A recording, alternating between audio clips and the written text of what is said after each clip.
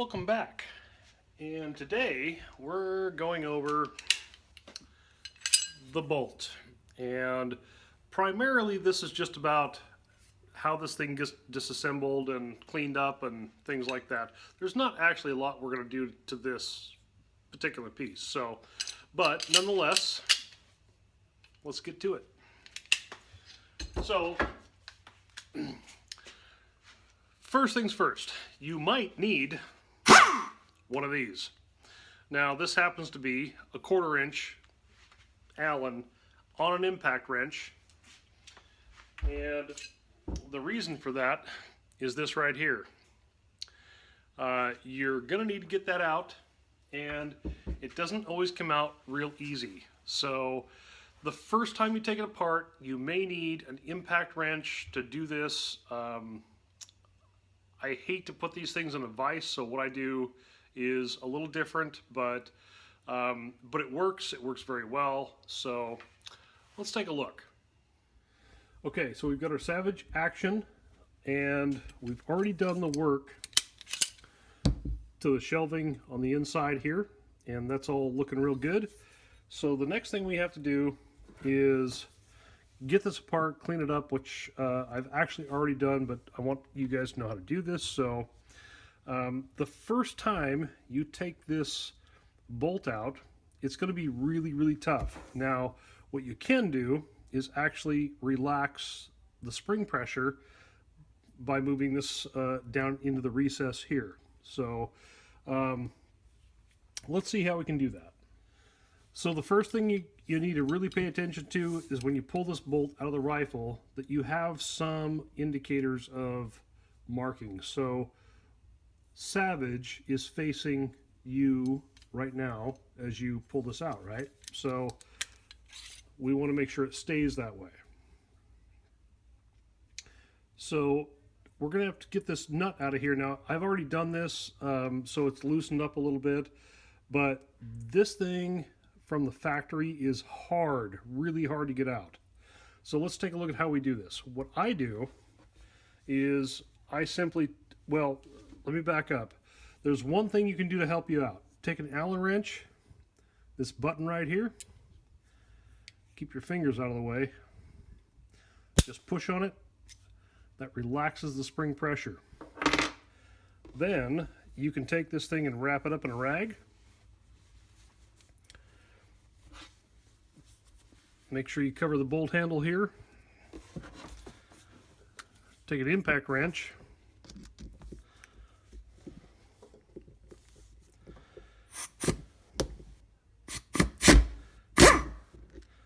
Buzz that out.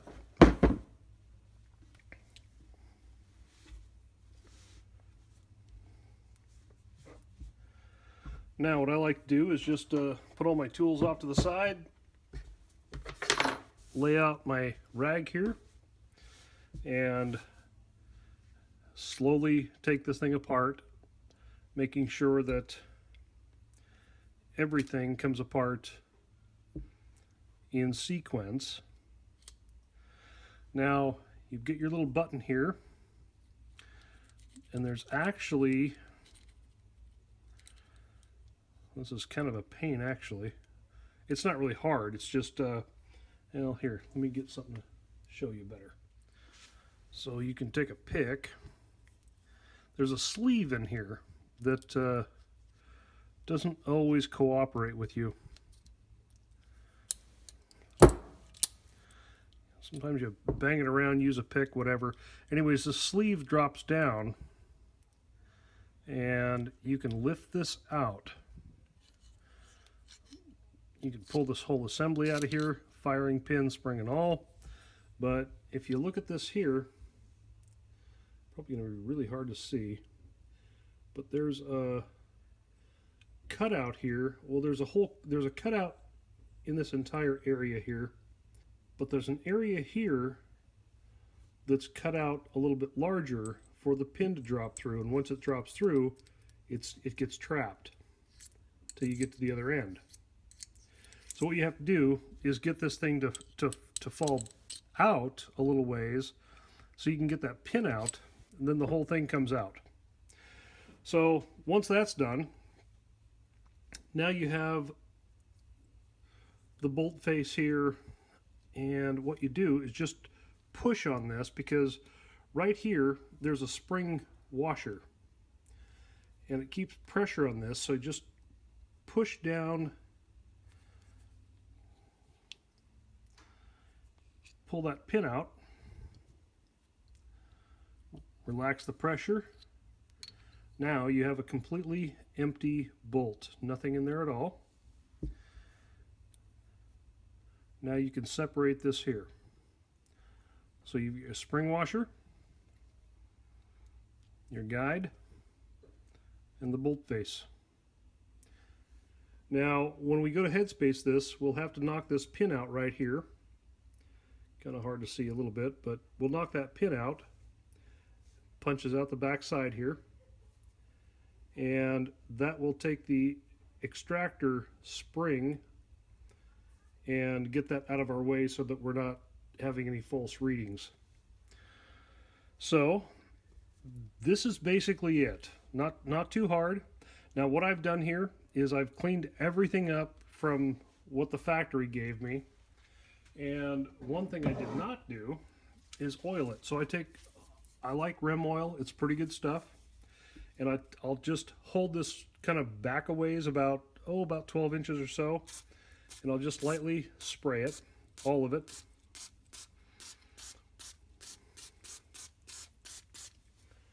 And then grab some paper towel, and you want a towel that doesn't leave a lot of lint, and all you want to do is just make sure that you coat this. You don't want a lot of oil on this, just coat it. The other thing I do is I take a little bit of oil here and I spray it down the center. And I'll take this thing and just sort of twist it up. Push the paper towel down through there. It usually helps when you spin it. It helps kind of crumple it up a little bit.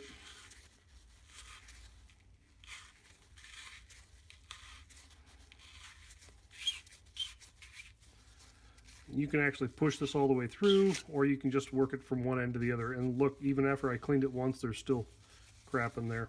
So I don't want to remove too much oil.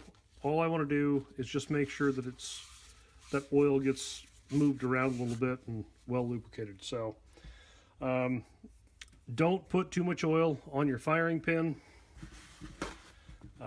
It's been my experience in cold weather conditions that too much oil is a real bad thing, but you still want just a little bit on there. Again, try to wipe that off a little bit. Now, after we lapped in the bolt lugs, you'll want to make sure that all this gets nice and clean. There's no grit, no grime, no nothing. Nice and clean. Same here. Now you'll notice that this has a concave to it, and it does on both sides. So, but we want to make sure it goes on this way and not that way. Otherwise, that's not going to work when you try to put this back in the chamber. So it just a reference point, basically. Just keep it so it looks like that. Now you can slip your washer back on there. Again, we'll want to just very lightly coat this, kind of wipe it down, make sure you slide that off and get some oil on the shaft there.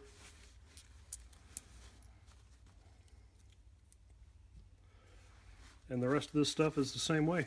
Just a very, very light coat of oil, wipe it down.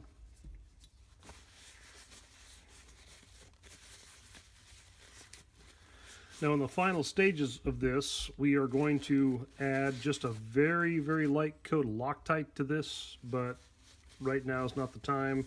We'll have this apart again in the future. So now let's reassemble it.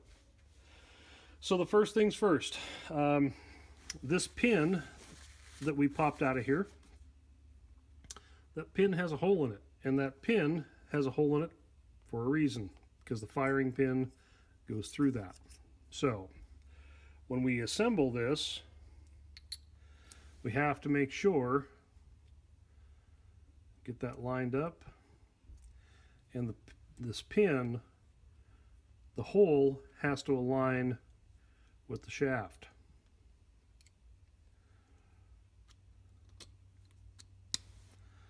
Push that in there, and you can kind of look down through there and go, all right, there's daylight. So make sure that this comes through, and it does. Make sure the cutout is forward on the bolt, and there's some locking mechanisms there. So as you pop this into place, I know the lighting unfortunately is not the best here, but you can kind of see what I'm talking about. So that goes in there. Push that down. You may have to play around with the sleeve just a little bit there to get the pin back in. All right, pin's back in there. Now, you'll notice here that this collar has a check ball, and the bolt has a recess cut into it right here. The check ball goes in to that recess.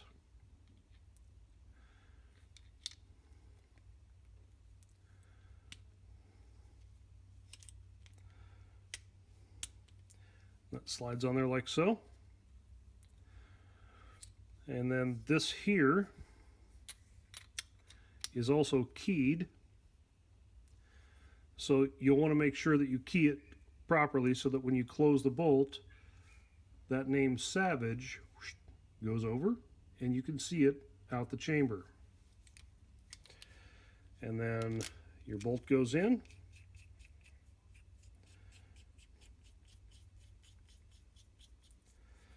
Now there is a little bit of a gap here, and this is because we still have some spring tension in here on the firing pin, and that's okay. So for now, all we're going to do is just grab this with a rag and just spin it down just a little bit.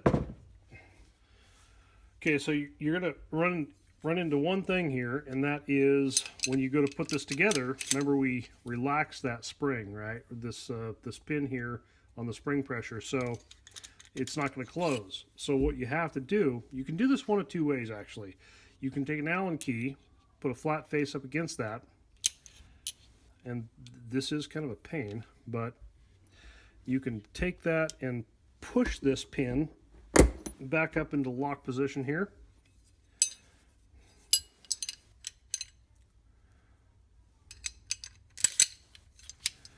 And there, you're golden.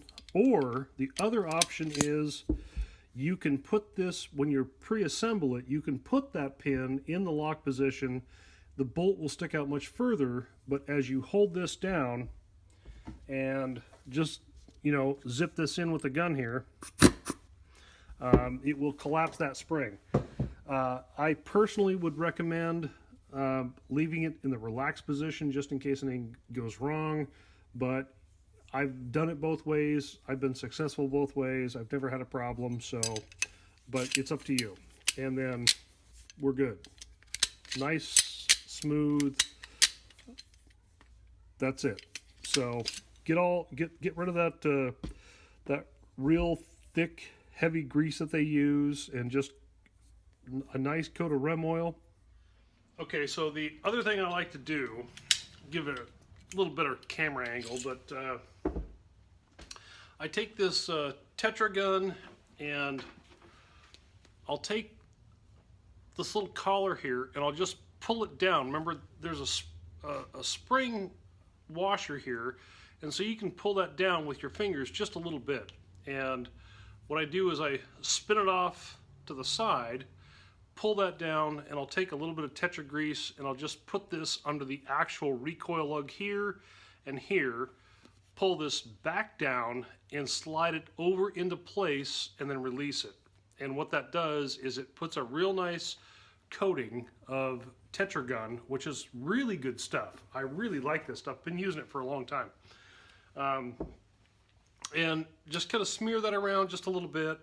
And I'm not doing that yet. I'm actually not putting it on there right now because that'll be the last thing that we do before we actually shoot this gun. So, but that Tetra grease there will actually wind up coming across the shelving in the chamber, so, or in the action.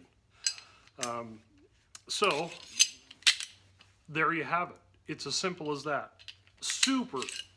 Just a super simple action to work with. The only downside is